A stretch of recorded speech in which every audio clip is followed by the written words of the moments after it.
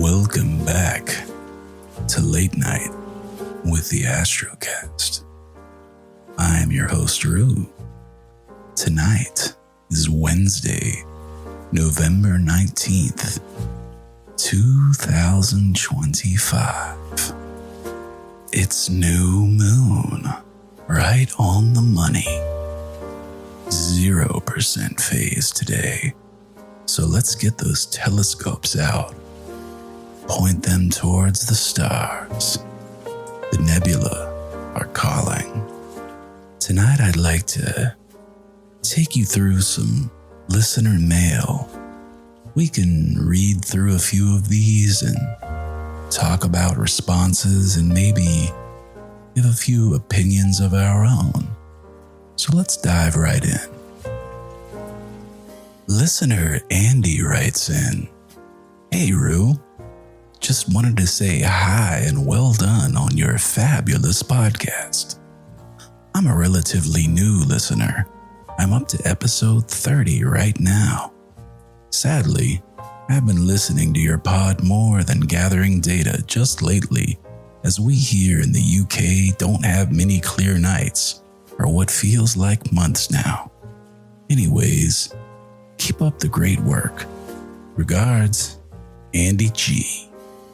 Thanks, Andy G.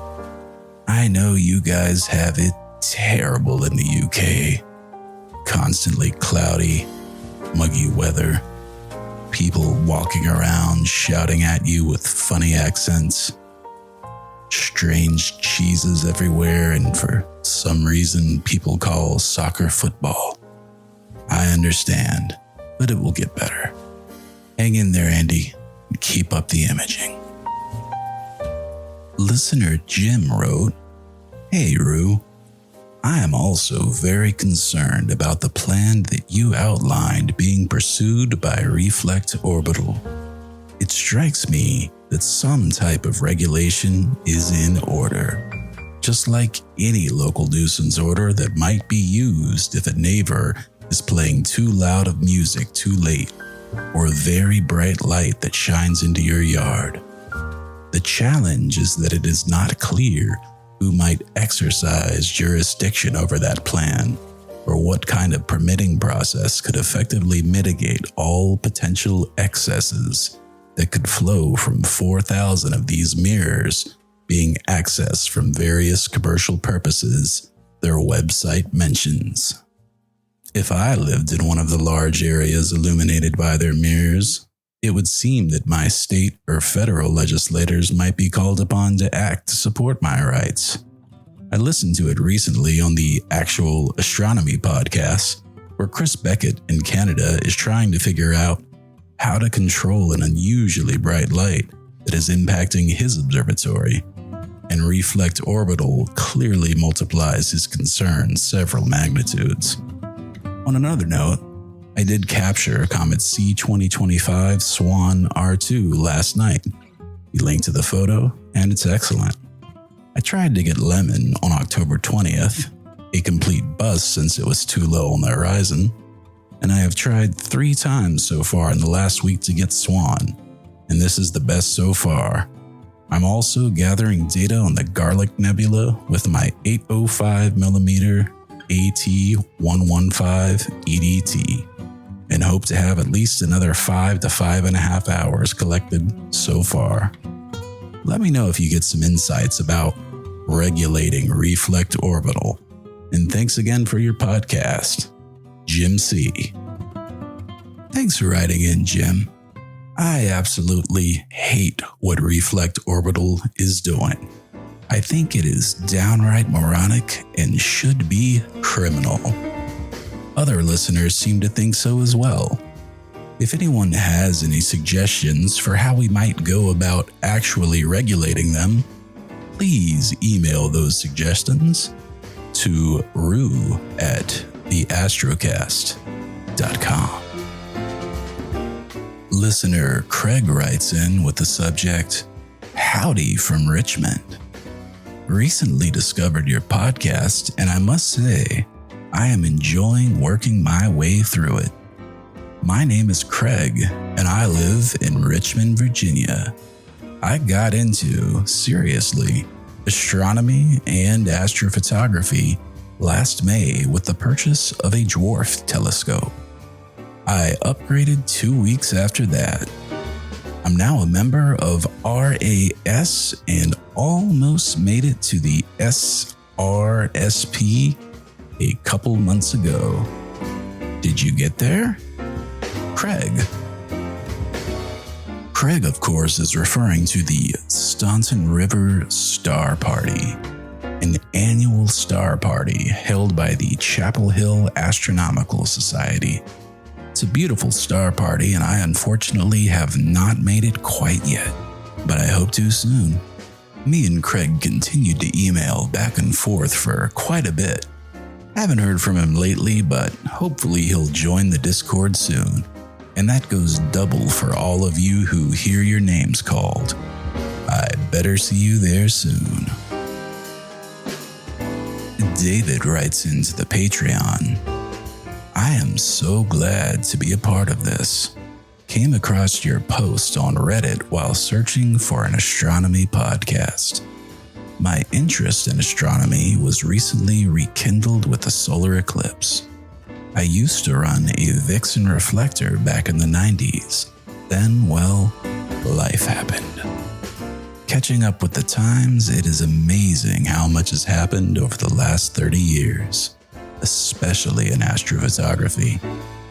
I remember taking pictures of Comet Hyakutake with a film camera attached to my buddy's C8. LOL. I've listened to all of your episodes and feel they have helped me a great deal in understanding what's possible these days. Thanks for putting your knowledge out there. Much appreciated, man. Really. David, you are very much appreciated by me. Thank you so much for being a longtime member of the Patreon and your continued support. I hope that you got to see some of the recent comments, and I hope that you're still keeping up with the hobby. You've been quiet in the Discord lately. Pop in and say hello soon. Subject: Astrocast - positive feedback from Roger. Hey Rue, I just want to let you know that I am thoroughly enjoying the podcast. Each time I listen, I either learn something new or get confirmation on something I thought I understood but wasn't quite sure. I got into astrophotography about 2 years ago and still feel like I have so much to learn, so it's nice to hear someone talk about the things I am trying to understand. I am listening from Dripping Springs, Texas, just outside of Austin, in about Portal 5 skies. A few hours to the west of me, I have pretty dark skies. So I either shoot from my backyard or pack up my RV with my gear and head west to shoot. I am still just using a Sony mirrorless camera, A7 Mark II, but plan to move up to a dedicated astronomy camera eventually. I also have a Star Adventure GTI and Red Cat 51. The GTI was an absolute game changer for finding objects in the sky. If you're ever looking for show topics, I would love to hear a segment on filters. I do not own any filters and I'm still pretty confused about them. So a deep dive into which filters are appropriate for which objects would be very interesting to me and probably others, from one-shot color cameras to mono cameras.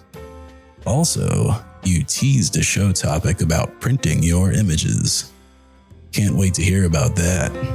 In addition to that, a segment about a basic workflow for PixInsight would be nice as well. The show is great. Keep it up.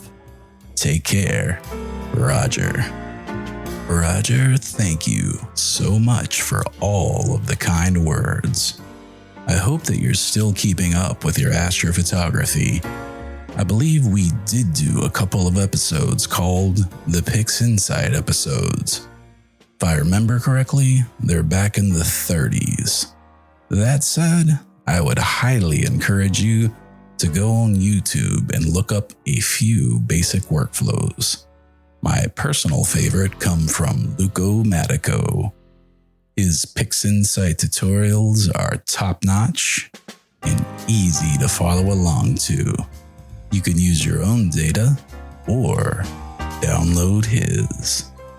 As far as filters are concerned, for one-shot color, you only need 2 to get started.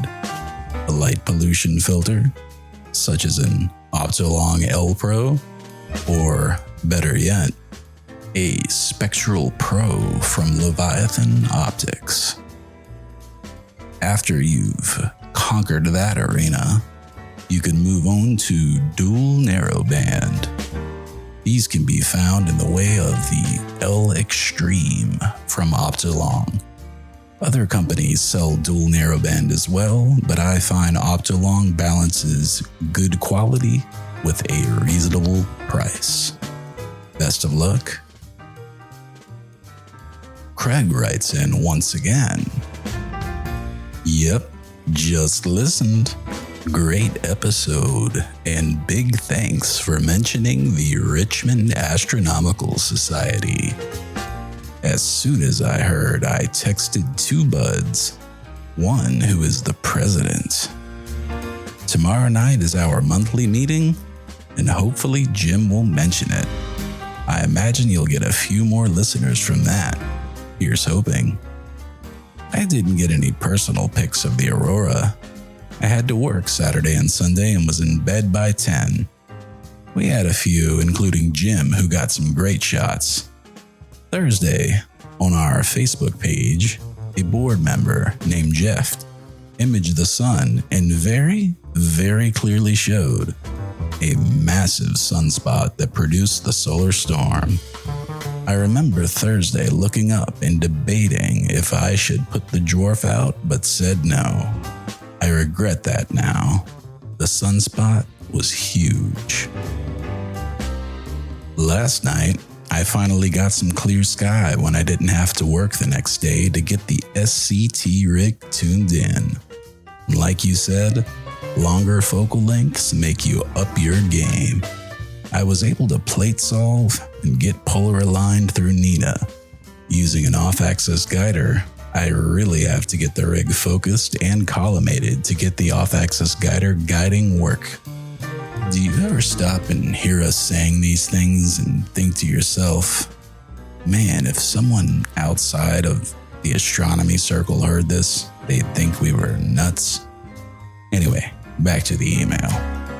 To get the off-axis guider guiding working, I was going to install the EAF, but I really didn't like the prospect of doing that in the dark on a small table in the grass. There's 5 small screws, all black of course, that I have to remove and then reinstall. I decided to do that inside during the day. Probably a good idea there, Craig. I did image 2 targets in my narrow window of sky, M71 and M102. M71 I did back in November through the 350mm focal length refractor. So after processing it from the SCT, I could see the difference in focal length on the same target. I have enclosed those 2 images. They're great images. One was done full LRGB for an hour in November, hence the colored stars. And last night's was just 30 minutes through the luminance filter. Last night wasn't about imaging per se, but getting everything tuned in and working correctly. Next up will be installation of that darn EAF and praying for a clear night to get the filter offsets done. Then finally, hopefully nothing breaks and I can focus on imaging skies. P.S. The spring has been really chilly for clear skies. Craig. Thanks for writing in a couple of times, Craig. I greatly appreciate it. Enjoyed the conversation with you. Loved your images. Keep up the great work, and I'll definitely be swinging by Richmond one of these days soon to hang out and do some imaging. clear skies. Why don't we take a little essay break, and we'll be back to the listener mail in just a few minutes. Late night officially ends, and early morning begins with the song of a robin at 4:50 a.m. If she's up early, then I must be crazy. I'm not, I can promise you that. 2 deer are less than 25 feet away from me, quietly eating grass. I'm so quiet, they haven't noticed I'm here yet. Since I'm giving off no light, I'm right behind my parked car, blocking their view. Why should they be afraid? The only sound coming from me is a very quiet chick every 30 seconds. The shutter of my Canon R5 camera, currently pointed up towards the southern skies, and it's been clicking away steadily for the better part of 2 hours. I'm photographing the Milky Way from my front yard, one of my absolute favorite early morning pastimes at this time of the year. While others are still sleeping, I've counted 2 shooting stars, 6 satellites, countless constellations, stars, and even a planet. The moon set behind the trees around 2 a.m., so I was up at 3. You can't photograph the Milky Way when the moon is out. It's far too bright and washes away the delicate, faint, milky colors that can't even be seen by the naked eye from my hometown of Matthews, North Carolina. Luckily for me, technology picks up where the human eye lets off, and long exposure photography along with a light pollution filter allows me to capture the Milky Way, even from the very light polluted skies of suburban Charlotte, North Carolina. Unfortunately, we as humans have collectively decided that our primal fear of the dark is much more important than the absolutely awe-inspiring sight that is our night sky. Had I been sitting in this very same spot with my ancestors but 100 years ago, I'd be seeing a completely different sky.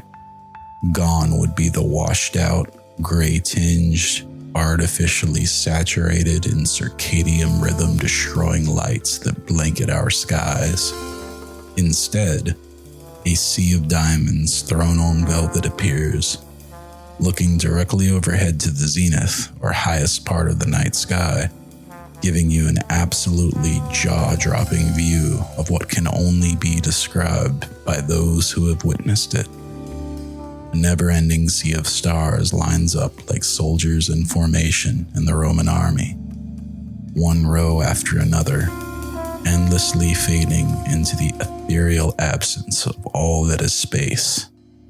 Everywhere you look, there are countless stars, each potentially containing exoplanets, which the new James Webb Space Telescope hopes to one day use to finally answer the biggest question of them all. Are we alone?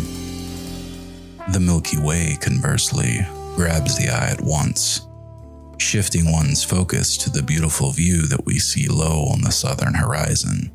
This is the galactic core, the central bulge of the Milky Way and the constellation of Sagittarius.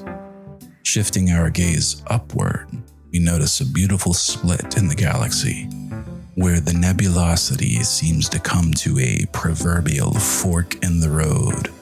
If you were heading south on the Milky Way Express, you could get off at the Scorpio exit here, or continue straight to Sagittarius.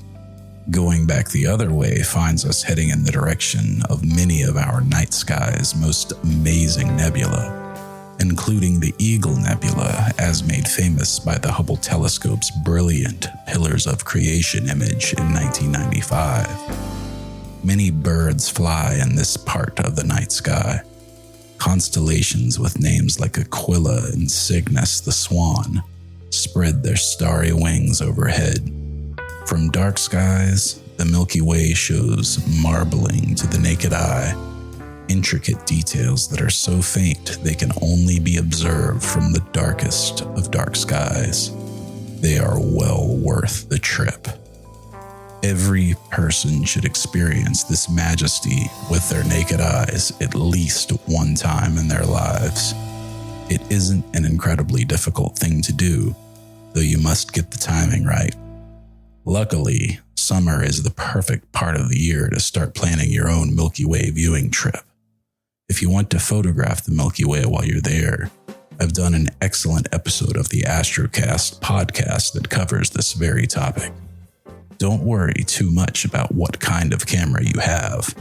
If you've got a dark sky, any camera will do, including any smartphone made within the last 5 years.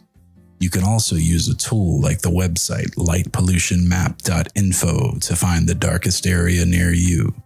You'll need to make sure that you go when the moon is not out. This means making sure your trip is around new moon. It doesn't have to be the day of new moon, but the closer, the better.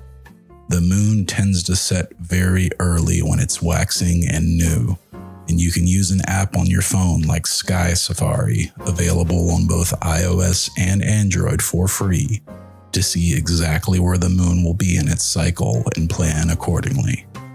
Once you have a date picked, make sure you bring a friend or family member. This isn't an experience to witness alone. Bring 2 comfortable lawn chairs. If you can get zero gravity lawn chairs, even better. Me and a friend bought a pair for $60 on Amazon that allow us to comfortably lean all the way back so we don't have to crane our necks up while stargazing. These also come in very handy when watching meteor showers. Don't get me started on meteor showers. A pair of binoculars unlocks untold thousands upon thousands more stars, clusters, and nebulae for the eyes to feast upon. If you want to photograph the Milky Way while you're there, you'll want to make sure that you have a tripod, and ideally a remote shutter release cable so you can take the photo without moving the camera. Newer mirrorless cameras often have this feature built in, but you can purchase one for about $20 on Amazon that will work with virtually any DSLR or mirrorless camera. Any movement at all will lead to blurry stars, and a remote shutter helps us avoid this. Use your widest lens with lowest aperture possible.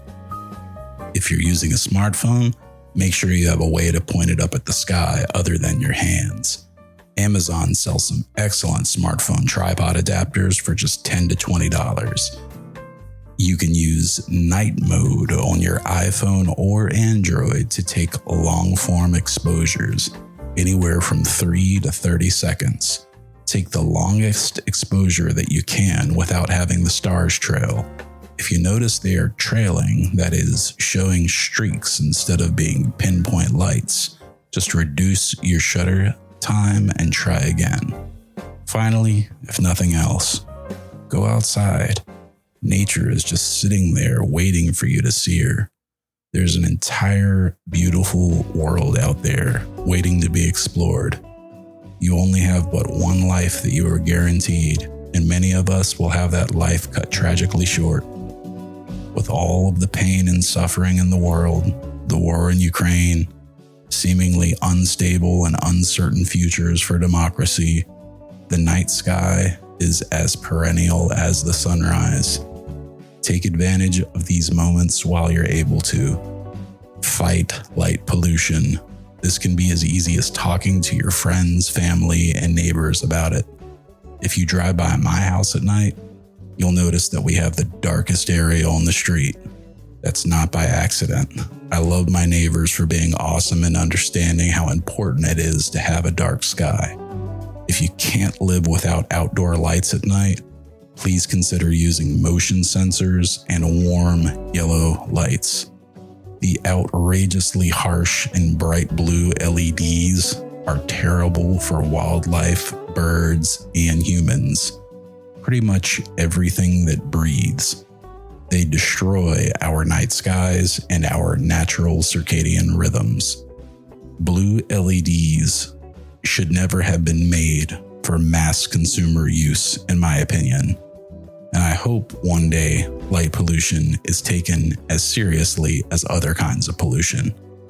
the most frustrating thing about light pollution has to be the fact that it is the only kind of pollution, besides noise pollution, that is completely and easily reversible.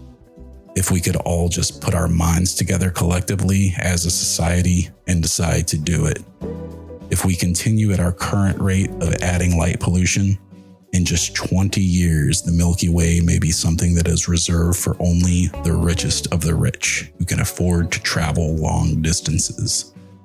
This shouldn't be the case. The night sky is for all of us. Let's start taking care of it with small and simple steps. Change out those blue LEDs for warm, white bulbs. Add motion sensors.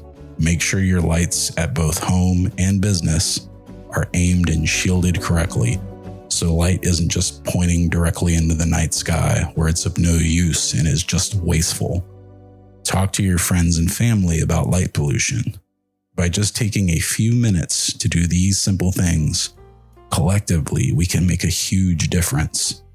And then maybe, just maybe, our great-grandchildren will have a much better view than we ever did. Look up at the stars. Go see the Milky Way. I promise you will not regret it.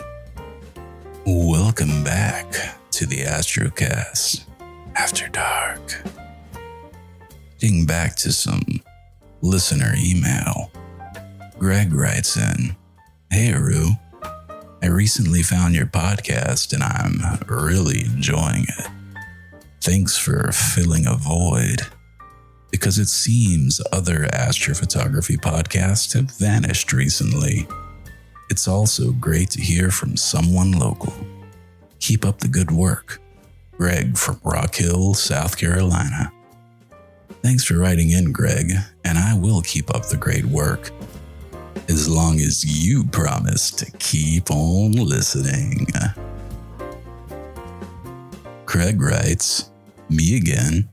Kind of surprised you haven't had a podcast about Starfront yet. Might want to rethink your observatory plans. The place is currently a hot topic with several videos on it and a mad rush of rigs being sent there. Craig." You're absolutely right, Craig. Starfront observatories has blown up over the last year. I even saw an article in the New York Times about them a couple weeks ago. They're doing great work and I'm extremely happy for those guys. In fact, I'm planning a road trip there in the spring to deliver my first rig to Starfront observatories. Looking forward to that trip with my good buddy Parrish. Thanks for writing in, Craig, and I wonder, do you have a rig set up at Starfront yet? Let us know. Kenny writes in, "Hello, Rue. I just found the podcast about 2 weeks ago. I've listened to Star Talk for probably 5 years now, and it got me thinking if there was a podcast about astrophotography. And voila, I found the Astrocast. It's been an amazing series, and I can't wait for more to come out. I've dabbled in astrophotography for several years now, but it never amounts to anything since I've just got cheap lenses, except for my Rokinon 14 f2.8, and don't have the money for the editing software to get decent results. But listening to you has inspired me to get out there and shoot when I have the time and just save the data until I can edit them. I live in Mangum, Oklahoma, and we have pretty dark skies here. Dark enough that I can clearly see the Milky Way on my way home from work at night. Also, interested if you can see the solar eclipse photo and tell me if it's worth being printed. My girlfriend and I drove 6 hours to Morrilton, Arkansas to be in totality. Kenny. Kenny, your photo was incredible, and any photo that you drove 6 hours with a loved one to get is absolutely worth printing, regardless of quality. As far as needing expensive software to do astrophotography, definitely make sure that you consider all of your options. While it's true that PixInsight is the gold standard and is not cheap, there are other options available. Make sure that you check out Cyril and Deep Sky Stacker. They can give excellent results. If you need something for finishing touches, GIMP is open source Photoshop and works very, very well indeed. Thanks for listening to the show, Kenny, and I hope you keep up the work with that astrophotography. It's definitely coming down in price and getting easier and cheaper to get into for everyone. Clear skies. Listener Greg writes in, "Hey Rue, I heard you on the Astrocast asking about a C6 as an inexpensive galaxy scope. I have one mounted on a CGX. I don't image with it at 1500 millimeters simply because that's so slow at f10 and I'm not comfortable using an off-axis guider at this point. I use the f6.3 reducer at 945 millimeters. The pluses are, the scope is very light, surprisingly light in fact. It holds focus well. I focus manually. It doesn't seem to have the same mirror flop issues that the larger SCTs do. However, there's no easy way to attach a rail for a guide scope on top, so I use the little finder shoe for a 50mm guide scope, which probably results in some flexure. The Celestron dew heater ring works very well, and their new dew caps are designed to work with those heated rings. It's a good little scope. I did find that backspacing is tough with that reducer. The 105mm backspacing requirement is the official literature, seems wildly inaccurate. I'm trying to find the correct distance, but I think it's much shorter.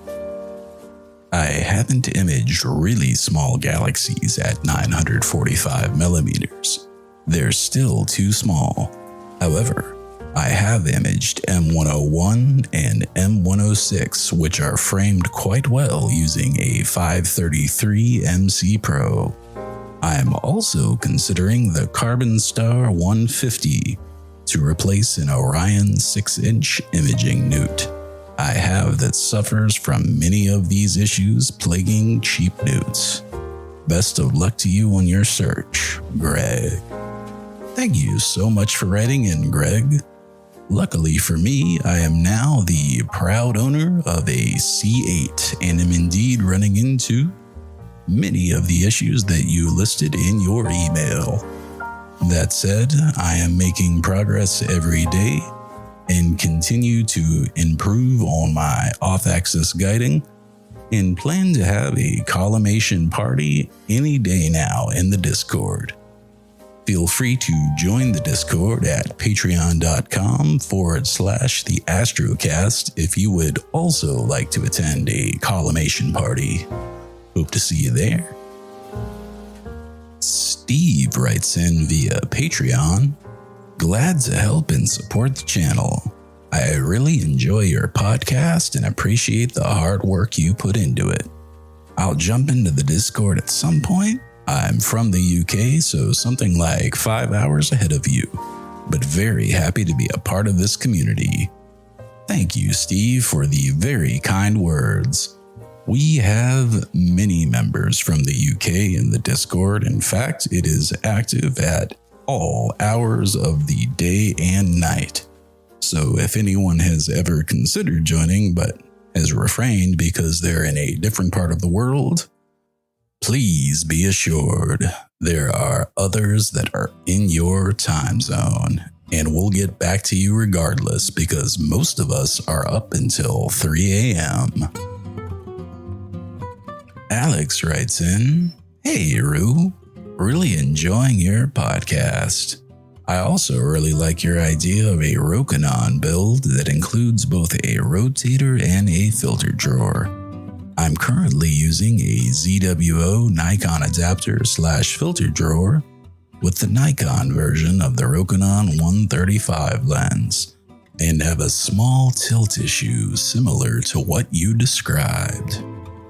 I've read that the Nikon version of the Rokinon 135 lens is somewhat mechanically different from the Canon or Sony version and does not convert easily.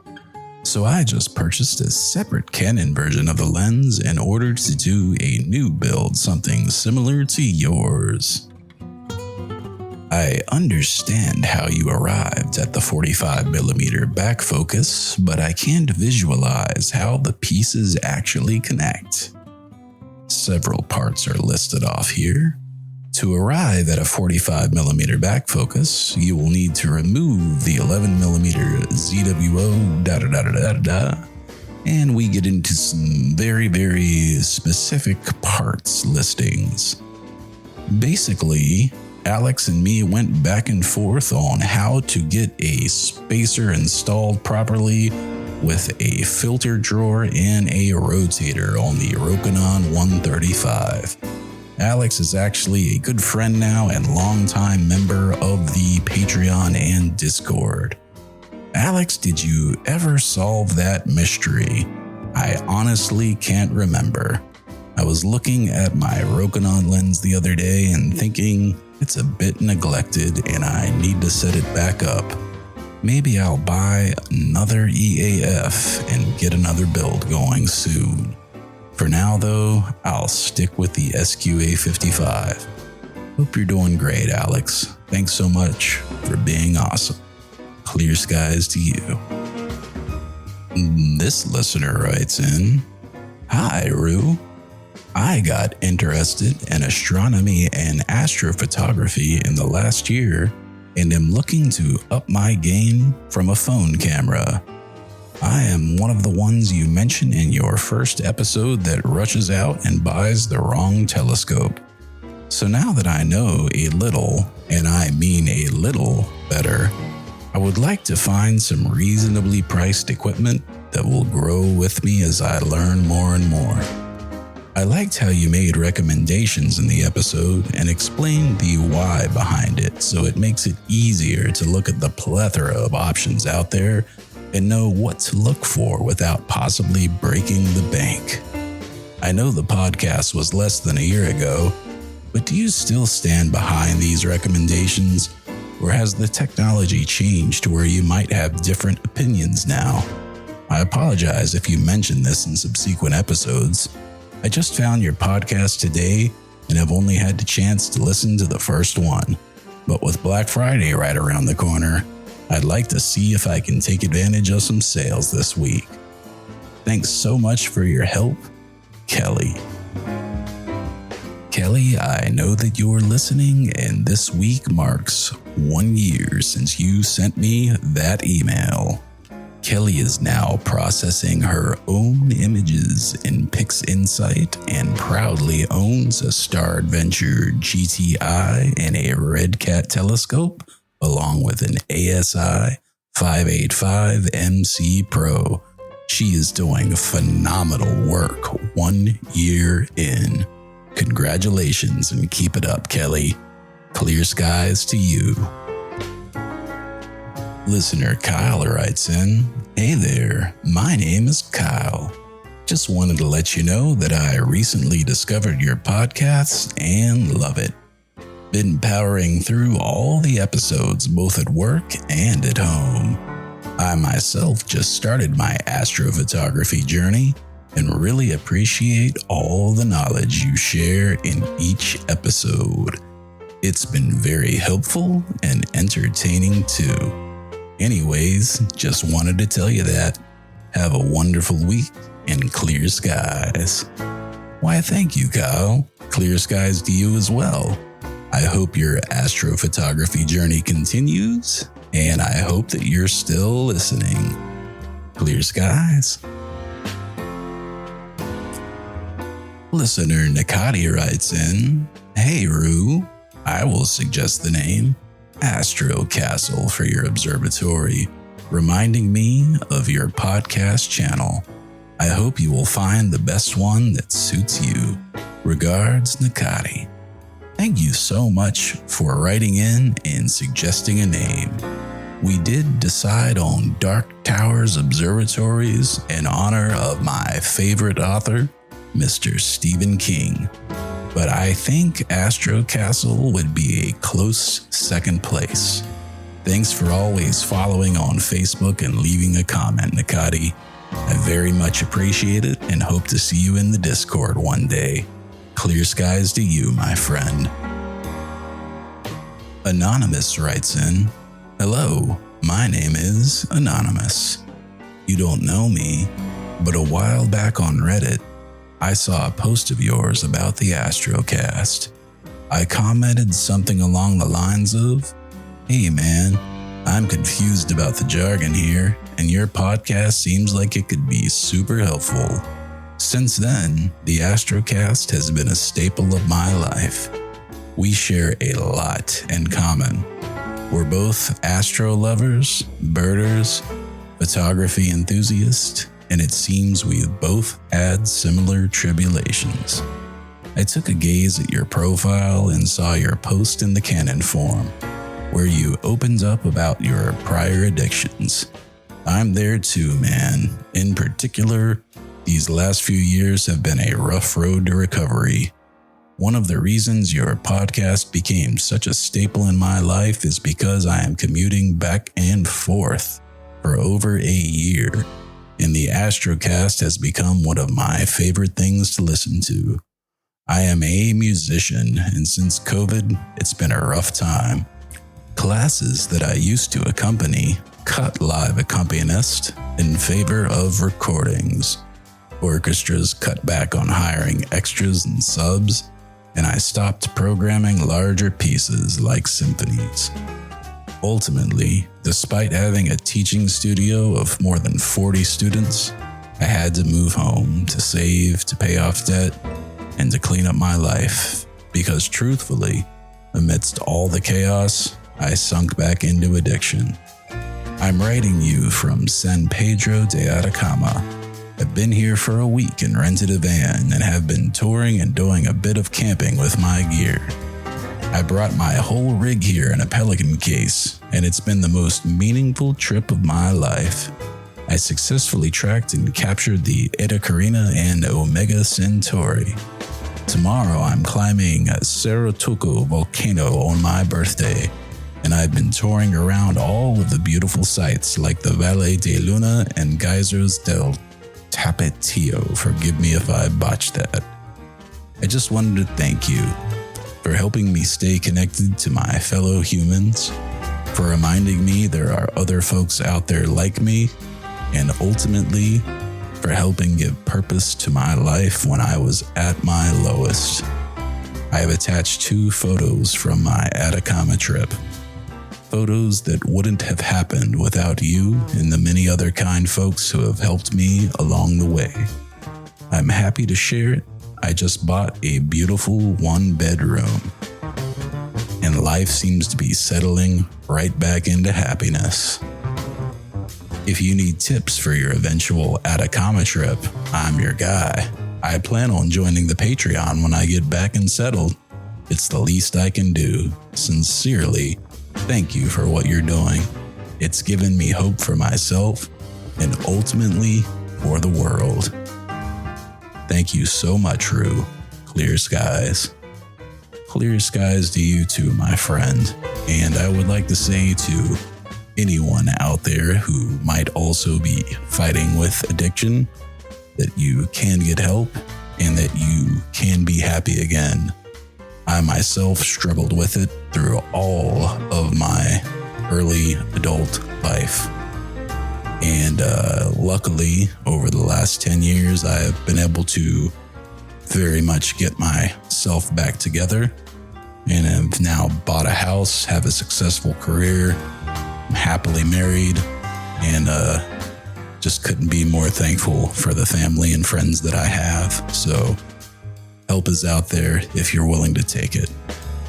You ever need anyone to talk to, you can always email me at rue@theastrocast.com, and there are lots of resources out there as well. And if you're ever in immediate crisis, please pick up the phone and dial 988. There is help, and it can and will get better. Clear skies to you. This next comment comes from listener Jermaine. He says, "Keep up the good work, Rue. High five." Thank you, Jermaine. I greatly appreciate it, and I plan to. Clear skies to you, my friend. Listener Ed writes in, "Rue, thanks for the work you put in the Astrocast. I've been enjoying it for a few months now. I'd like to join the Discord. Can you please send me a link? Thanks, Ed." Ed, I sent you the link. Thanks, Rue. A longtime friend of the show and listener Nathan writes, "Rue, I wrote up a little collimation guide for you this morning. Take it all with a grain of salt. Owning a reflector is like a marriage. At first it's fun, then it ticks you off. Finally, you work through your issues and start to fall in love again. Love all that you do, man. You've created such a unique community that I enjoy immensely. Keep it up, Nate." Thanks so much, Nate. Your collimation guide is amazing, and I am planning to schedule the collimation party soon. Going out of town next week, but it's going to be happening when we get back. Planning on putting it on the calendar, so stay tuned for that, and hope to see you there. I'm sure you'll be there because you're probably the best equipped to teach me how to do it. Clear skies to you, my friend. Listener Greg writes in, "Rue, I must tell you, the Swan Song episode of the Astrocast was excellent. The depth of research you did, the journalistic effort, your voicing and pacing. Great job. You took the show to an entirely different level. I learned a lot too. Bravo, Greg." Thank you, Greg. I greatly appreciate that. Swan Song to date is the most fun that I have had producing anything. And I am happy to announce I have picked the next subject for the deep dive series of the Astrocast. I am not ready to announce the subject, but rest assured, the gears are turning in the background. Clear skies to you, Greg. All right, guys, that was fun. That was a lot of fun. So thought we'd do something a little bit different this week. Jump into the listener mailbag and just kind of go through some and do, live responses to some of your comments, questions, etc. So haven't really done one of those yet, and I thought it would be fun to do on this somewhat off week for me. So just a couple of quick updates for you guys. Me and my wife are going to be on vacation next week. We'll be in town, but we're off work, and I'm going to be taking a couple of weeks off from the show just to be with family and enjoy the holidays. But rest assured, we will be back with a brand new episode come early December. So set your clocks for that. Probably will be, looking at the calendar here, right around December 9th or 10th. You can expect that. So I'll be off for 2 weeks, but we'll be back shortly after that. And definitely will be missing you guys while I am away. And you did hear that correctly. We have picked the next episode for the deep dive series. So that's going to be coming along before you know it. Well, maybe not before you know it, because there's going to be a lot of work that goes into this one, because I've got some pretty big plans for it, but I think you guys are going to really, really love it. So definitely make sure that you stay tuned for that. I'd like to just remind everybody, with all the Black Friday sales that are going on, we do have our affiliate links in the show notes. So if you are making any astrophotography or astronomy purchases, please feel free to use one of the show's links just to get you to High Point or Agena or First Light Optics or Amazon, whatever you use, and a little bit of that profit will go to the Astrocast without charging you any different that you would have paid in the first place. So it's a win-win for the show. You still get the same great prices that you always would, and it helps the show stay ad-free. So greatly appreciate that. If you would like to join us in the members-only Discord, we would love to have you. You can join at patreon.com/the Astrocast. We've gotten quite a few new members in the last couple of months, so super happy to have everybody there, and hope to see some more of you joining very soon. Just to give you a quick update on what I've been working on. I've been working on a Orion project. So I've got 5 nights imaged so far on M42. I did my first HDR composite of it today, and I'm pretty happy with how it came out. So got a lot of more work to do before I'm done with it. And I did have one really bad gradient that kept showing up in the corner, and I used Graxpert and DBE and all that kind of good stuff, but wasn't really super happy with how it came out. So maybe it'll take a little bit more work to get it done, but I'm sure I can do it. If anyone can do it, I'll figure it out. So I wanted to also tell you guys I finished Silksong. So it took 132 hours in total.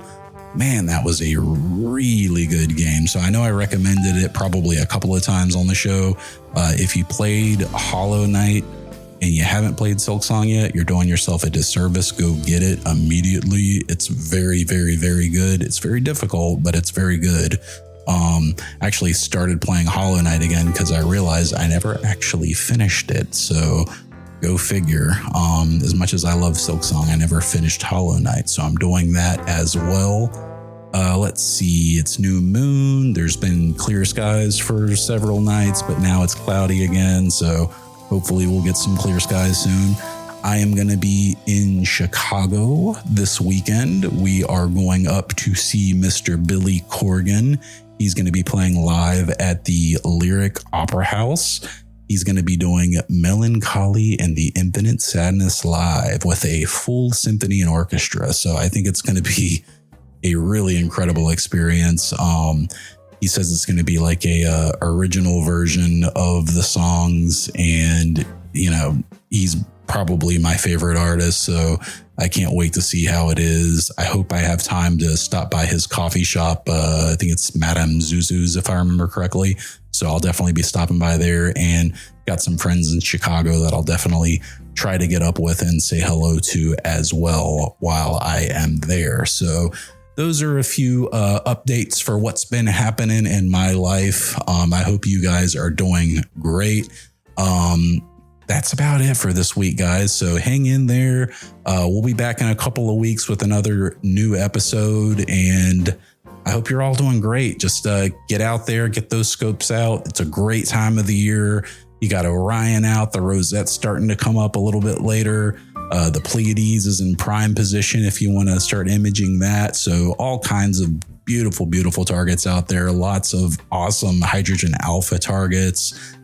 Man, that red nebulosity just pops in Orion after you get above 10 hours. It just starts screaming out. And I'm getting better and better at these HDR composites to really bring out the trapezium region. I might put together a little guide on it, because I'm finding that if you can process your long exposure image in PixInsight and then also process a short exposure image, and I'm talking like 1 second exposures in PixInsight, but a stack, say 60 1 second exposures, stack them, process it, and then export it, you can bring those into Photoshop and mask them, and you can very cleanly bring out the core, and it's great. So, if you're interested in hearing about that, let me know. Feel free to stop by the Facebook page, drop me a line. I don't have a social media Stardust winner this week, just because we did a little bit of a unique episode. And frankly, I just didn't see anything this week that really caught my eye, and that's okay. I don't want to force it. If something doesn't really jump out to me, I'm not just going to pick something just to pick it. So I want to pick things that make sense to pick. And again, I'm not just going to pick something just because. So shout out to Matthew Suskin. He wrote in to thank me. He's a new listener of the show. He said that a friend told him about him winning the Social Media Stardust Week 2 prize. So just wanted to give him a quick hello and thank you for tuning in. And yeah, that'll do it, guys. So We will be back in a couple of weeks. Hang in there. Feel free if you miss me too much, you can go to patreon.com/the Astrocast and join the Discord, and I will be checking in there as much as I can while I am away. But we'll be back in December, and we will see you then. I hope all of you in America have a wonderful, happy Thanksgiving, and everyone else in and around the world